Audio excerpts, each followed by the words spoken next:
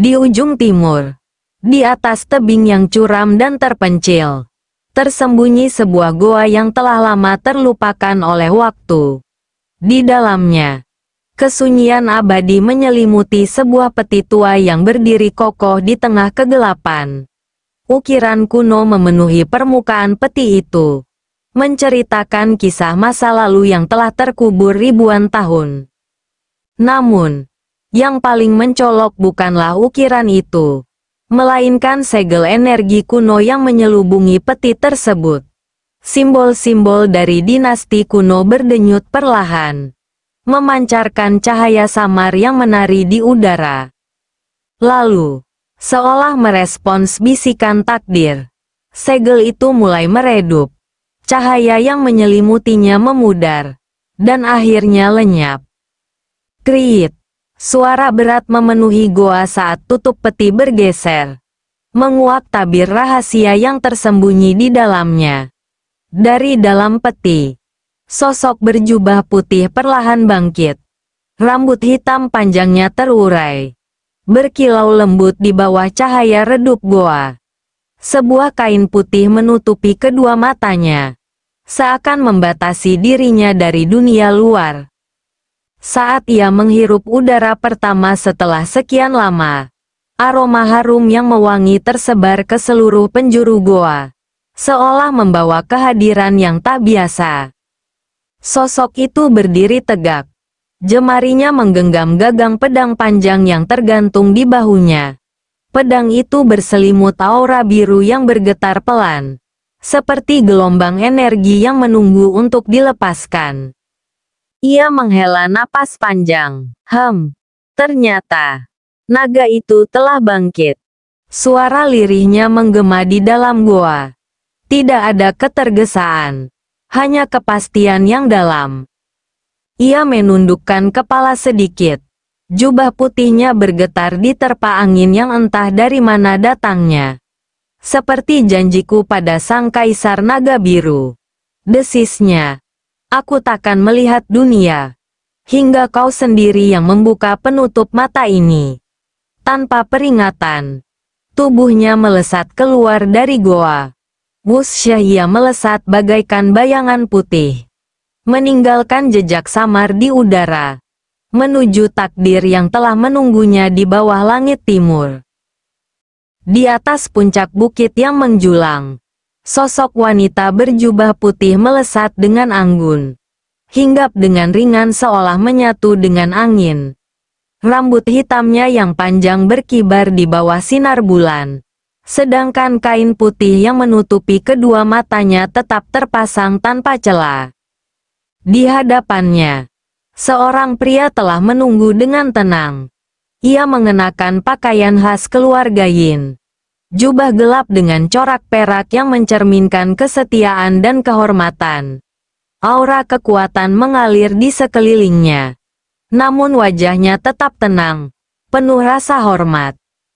Kau sudah lama menunggu, Yin Sen. Suara lembut wanita itu terdengar, membawa ketenangan dalam dinginnya malam.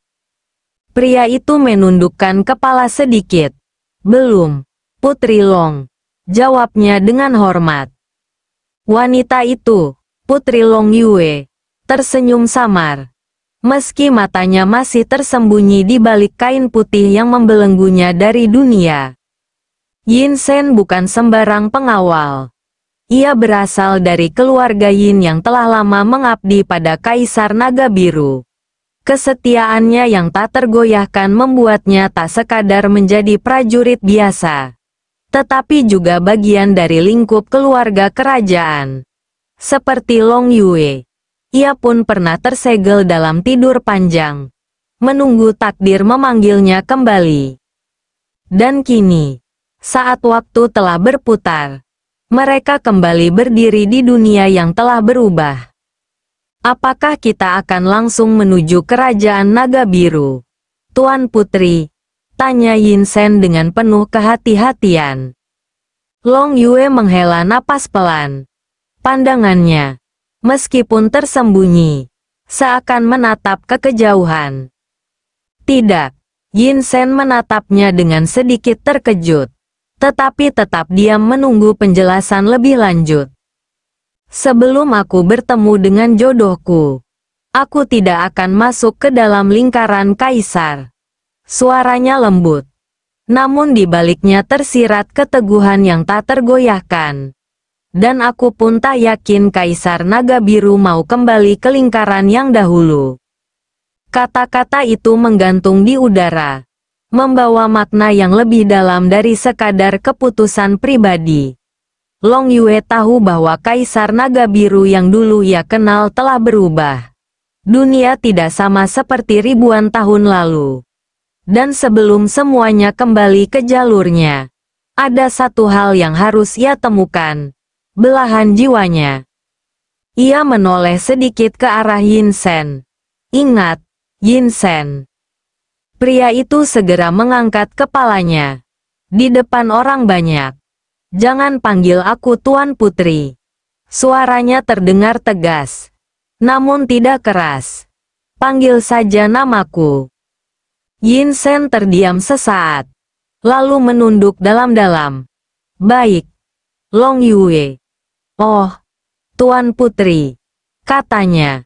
Sedikit tergagap. Long Yue hanya tersenyum samar. Dan tanpa kata lagi, kedua sosok dari zaman dinasti itu melesat ke udara. Membelah cakrawala malam. Takdir telah menanti mereka. Dan mereka akan menghadapinya.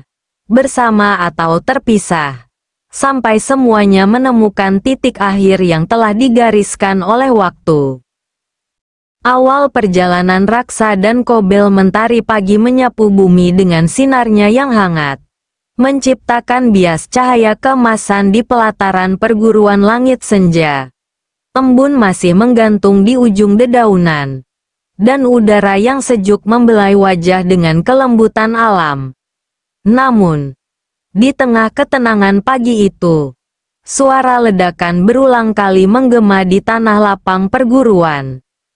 Duar, duar, kilatan cahaya hitam berkelebat di udara. Mengiringi gerakan gesit seorang pemuda yang tengah mengasah kemampuannya.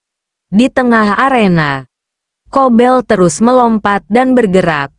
Tubuhnya menyatu dengan ritme pedang hitam yang kini menjadi bagian dari dirinya. Pedang itu begitu liar pada awalnya. Mengamuk seperti binatang buas yang tak mau dijinakkan. Namun, hari ini berbeda. Kobel telah mencapai hari ke-30 dalam latihannya bersama pedang tersebut. Setiap ayunan yang ia lepaskan kini jauh lebih terkendali. Meskipun masih menyimpan kekuatan destruktif yang luar biasa. Pedang hitam itu tidak lagi mengamuk tanpa arah. Ia telah menjadi bagian dari tuannya. Dari kejauhan, Raksa memperhatikan sahabatnya dengan saksama. Ia tahu betapa sulitnya menjinakkan pedang itu. Sejak pertama kali pedang hitam diberikan oleh kakek buyut, Raksa telah menyadari ada sesuatu yang berbeda dalam senjata itu. Pedang tersebut bukanlah sekadar senjata biasa. Di balik bilah hitamnya, terdapat energi elemen angin dan air. Dua elemen yang juga terkandung dalam pedang naga biru miliknya. Kebetulan, tidak. Raksa yakin ada keterkaitan antara kedua pedang ini. Namun ia belum tahu pasti apa. Kobel mengayunkan pedangnya sekali lagi. Kali ini dengan sempurna. Energi hitam yang mengelilingi pedang itu membentuk pola angin berputar. Menyatu dengan uap air yang berasal dari embun pagi. Lalu, dalam sekejap, pedang itu mengeluarkan ledakan energi yang jauh lebih terarah dibandingkan sebelumnya. Tidak lagi membabi buta, melainkan tajam, fokus, dan berbahaya. Raksa menghela napas pelan, lalu tersenyum kecil. Sahabatnya telah berhasil. Perjalanan dimulai keesokan paginya. Setelah fajar merekah, Raksa dan Kobel berdiri di pelataran perguruan. Mereka telah bersiap untuk berkelana. Hari ini adalah hari yang telah mereka nantikan. Hari di mana mereka akan meninggalkan perguruan langit senja untuk menghadapi takdir mereka sendiri. Di hadapan mereka, para guru perguruan telah berkumpul. Salah satu dari mereka, seorang tetua berjubah putih dengan mata yang penuh kebijaksanaan, melangkah maju. Kalian telah berlatih dengan tekun. Dan kini saatnya bagi kalian untuk menapaki jalan kalian sendiri. Ucapnya. Jangan pernah melupakan ilmu yang kalian pelajari di sini. Dunia luar penuh bahaya. Namun juga penuh pelajaran. Pergilah. Dan jadilah cahaya bagi mereka yang membutuhkan. Raksa dan Kobel menundukkan kepala dalam hormat. Kami berjanji tidak akan mengecewakan perguruan. Ucap Raksa dengan mantap. Kobel, yang kini telah menyatu dengan pedangnya, juga mengangguk. Kami akan kembali sebagai pendekar yang lebih bijaksana. Tambahnya. Dengan restu para guru, keduanya pun berpamitan. Langkah mereka mantap saat meninggalkan pelataran. Berjalan melewati gerbang besar yang selama ini menjadi saksi bisu perjalanan mereka. Mentari pagi memancarkan sinarnya di belakang mereka, menciptakan siluet gagah dua pemuda yang siap menghadapi dunia. Mereka bukan lagi murid biasa. Mereka adalah pendekar yang telah ditempa oleh latihan keras dan tekad yang tak tergoyahkan. Di hadapan mereka, terbentang jalan panjang yang penuh misteri. Dan tanpa menoleh ke belakang, Raksa dan Kobel melangkah maju, menjemput takdir yang telah menunggu mereka di ujung cakrawala.